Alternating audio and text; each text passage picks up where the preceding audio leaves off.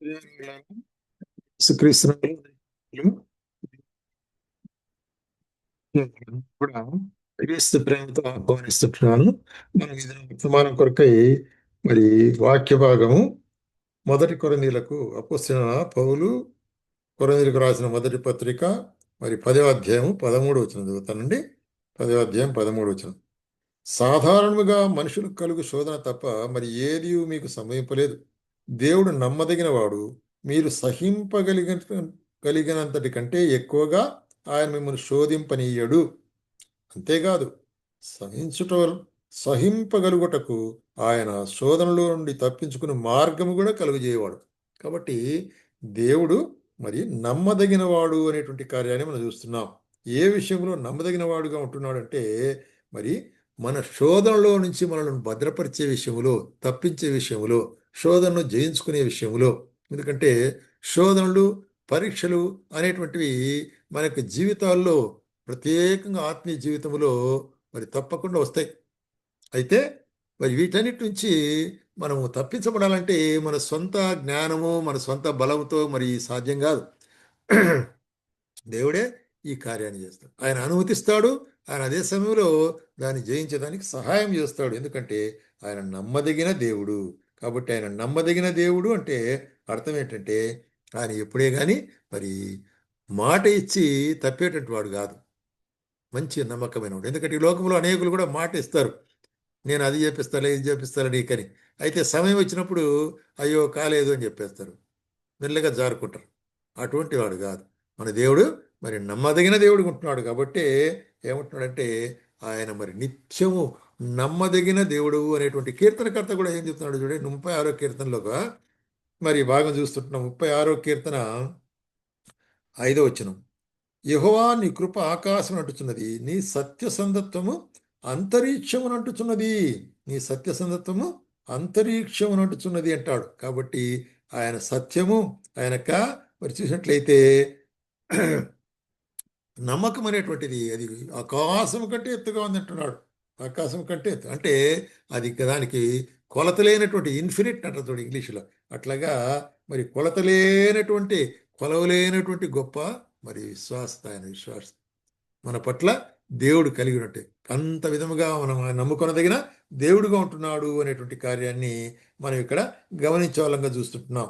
అందుకొరకే 89వ కీర్తనలో కీర్తనకర్త మరి విశేషంగా చెప్తుంటున్నాడు. చూడండి 89 2వ వచనం. రైట్.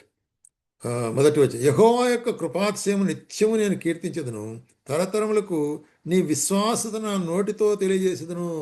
దేవా నీ విశ్వాసతను నోటితో నేను అందరికీ తెలియజెప్తుంటున్నాను. నేను అనుభవించిన విశ్వాసతను, నా పక్షంగా మీరు నమ్మకముగా చేసినట్టు విశ్వాసతను. ఎందుకంటే కృప నిత్యము స్థాపింపబడినయు ఆకాశమందే నీ విశ్వాసత స్థిరపరచుకుందవనియు నేను అనుకుంటున్నాను అంటున్నాడు. కాబట్టి ఆయన విశ్వాసత ఎంత గొప్పది అనే కార్యం. యెహోవా సైన్యములపతికి దేవా, యెహోవా నీ వంటి బలాఢ్యుడెవడు, నీ విశ్వాస చేత నీవు ఆవరించబడి ఉంటున్నావు. కాబట్టి విశ్వాసత అనేటువంటిది ప్రాముఖ్యమైన, ప్రాధాన్యమైనటువంటి మరి దేవుని యొక్క గుణలక్షణంగా ఉంటుంది. ఆయన నమ్మదగిన దేవుడు, కృపజించే దేవుడు, విశ్వాసము మన పక్షముగా మరి మనం నమ్మదగినటువంటి కార్యం, మనం విశ్వసింపదగిన దేవుడు. కాబట్టి మరి ఆయనందు విశ్వాసం ఉంచు వారిని ఎప్పుడు కానీ ఆయన సిగ్గుపరచడు అనేటువంటి కార్యాన్ని మనం యథార్థంగా మనం ఎరుగొలిసారుకుంటున్నాం మన జీవితాల్లో. ఎందుకంటే మరి కొన్నిసార్లు నేను పలానా ఆయన నమ్మి నేను మోసపోయినాను అని అనేక సార్లు మనం ఈ లోకంలో చెప్పుకుంటాం. అయితే దేవుని నమ్మి మోసపోయిన వాళ్ళు ఎవరు లేరు. ఆయన అందరికీ మేలు చేసేవాడు ఉంటున్నాడు. కాబట్టి ఆయన నమ్మదగిన దేవుడు అనేటువంటి కార్యం. అందుకొరకే 119వ కీర్తనలో కూడా 30వ వచనంలో ఏం చెప్తున్నాడు ఇక్కడ? 119వ కీర్తన 30వ వచనంలో, సత్య మార్గము నేను కోరుకుని ఉన్నాను, నీ న్యాయవిధులను నా ఎదుట పెట్టుకుని ఉంటున్నాను. యెహోవా నేను నీ శాసనములు హత్తుకుని ఉంటున్నాను, నన్ను సిగ్గుపడని. నీ శాసనం నమ్ముకుని ఉంటున్నాను, హత్తుకుని ఉంటున్నానంటే కాబట్టి నన్ను సిగ్గుపడనీయకము. ఎందుకంటే సత్య మార్గం నడవాలనేటువంటిది నా యొక్క తీర్మానం ఏంటది. కాబట్టి మన యొక్క మార్గము, మనకు ఉద్దేశములు, మన తీర్మానములు సత్యమైనవి, న్యాయమైనవి, దేవుని వాక్యానికి లోబడినవిగా ఉన్నట్లయితే దేవుడు తప్పకుండా వాటిని నెరవేర్చేవాడుకుంటున్నాడు. తప్పకుండా వాటన్నిటిలో కూడా తన యొక్క నిత్యమైన నమ్మకత్వాన్ని మన పట్ల బయలుపరిచి మనలను మరి నడిపించేవాడుగా ఉంటున్నాడు. అందుకొరకే మరి ఇర్మియా కూడా వాక్యముల్లో ఇర్మియా కూడా రాస్తుంటున్నాడు. 3వ అధ్యాయము 23వ వచనం, విలాప వాక్యములు 3వ అధ్యాయం 23వ వచనంలో ఏమంటున్నాడంటే, అనుదినము నూతనముగా ఆయనకు వాత్సల్యత పుట్టుచున్నది, నీవు ఎంతైనా నమ్మదగిన వాడు. చూసా, మరి ఎంతైనా నమ్మదగిన వాడు అంటే దేనికైనా కూడా ఇంకా దాంట్లో ఏ సందేహము లేదు. ఎందుకంటే ఆయనందు నేను నమ్మికించి అనుకుంటున్నాను, ఆయన ఆశ్రయించు వారి ఎడల యెహోవా దయాళుడు. ఆయన దయాళుడు కాబట్టి ఆయన కనికరం. సో ఆయన మన ఎడల దయాళుడుగా ఉండి మనల్ని దయ చూపించేవాడు ఉంటున్నాడు అనమాట. దయా, కృప, కనికరము ఆయన యొక్క ప్రాథమిక లక్షణాలు ఉంటున్నాయి.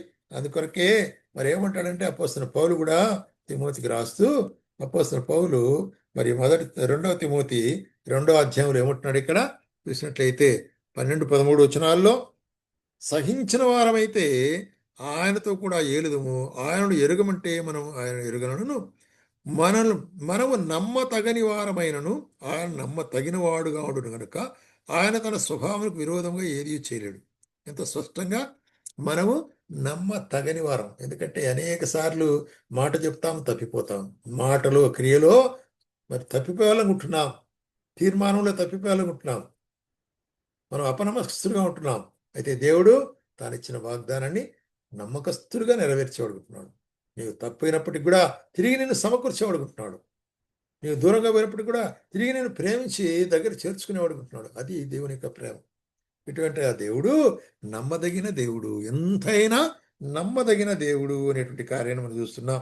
అందుకొరకే హెబ్రీయులకు రాసిన పత్రిక 10వ అధ్యాయంలో ఏం చూస్తున్నామంటే 23వ వచనంలో చెప్తున్నాడు, వాగ్దానం చేసిన వాడు నమ్మదగిన వాడు. కాబట్టి దేవుడు మనకు వాగ్దానం ఇచ్చిన అవన్నీ కూడా మరి నమ్మదగిన వాగ్దానాలు. సదాకాలం నేను నీతో కూడా ఉంటానని చెప్తున్నాడు. ఎంత నమ్మదగిన వాగ్దానం అది. అది ఎల్లప్పుడూ మరి ఆయన మనతో కూడా ఉంటాడనేటువంటిది. ఎందుకంటే ఆయన వాగ్దానం చేసిన వాడు నమ్మదగిన వాడు కనుక మన నిరీక్షణ విషయమే మనం ఒప్పుకునే దాన్ని నిశ్చలంగా పట్టుకుందాము. కొందరు మానుకొనుచున్నట్టుగా సమాజముగా కూటమనక. కాబట్టి ఈ విశ్వాసం నుంచి కొంతమంది వెనక్కిపోకుండా ఆయనకు రాకడా అనేటువంటి దినం సమీపించకూడదు, ఇంకా ఎక్కువగా మీరు సమీపించి ఆయన సన్నిధికి రావాలా. ఆ విధంగా మరి ఒకరినొకరు మీరు ఆదరించుకోవాలా. ఎందుకంటే ఆయన వాగ్దానము మరి అది ఎంతో స్థిరమైనది, నమ్మకమైనదిగా ఉంటున్నది. కాబట్టి ఏమంటాడు యోహాను ప్రకటన గ్రంథంలో 1వ అధ్యాయంలో 5వ వచనంలో, నమ్మకమైన సాక్షియు మృతులలో నుండి ఆది సంభూతుడుగా లేచిన వాడును భూపతులకు అధిపతియునైన యేసుక్రీస్తు నుండి కృపా సమాధానం మీకు కలుగునుగాక. కాబట్టి కృపా సమాధానం మనకు కలిగేటుకుంటుంది ఆయన నమ్మకత్వం ద్వారా.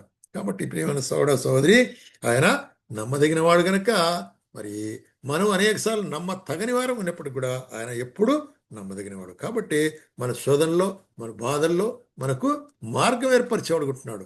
శోధన అనుమతిస్తున్నాడు, అదే సమయంలో శోధన నుంచి తప్పించుకోవడానికి మార్గం ఏర్పరుస్తున్నాడు. అందుకొరకు ఆయన నమ్మదగిన దేవుడు అనేటువంటి కార్యాన్ని మనం ఇక్కడ నేర్చుకుని అనుకుంటున్నాం. కాబట్టి ఆయన నమ్మకత్వం కింద మనం విశ్వాసం కలిగి ఉన్నారైతే మరి ఆయన మనము నిత్యము విశ్వాసం కలిగి ఆయన మరి నమ్మకంగా జీవించుటకు ప్రభు మనకు సహాయం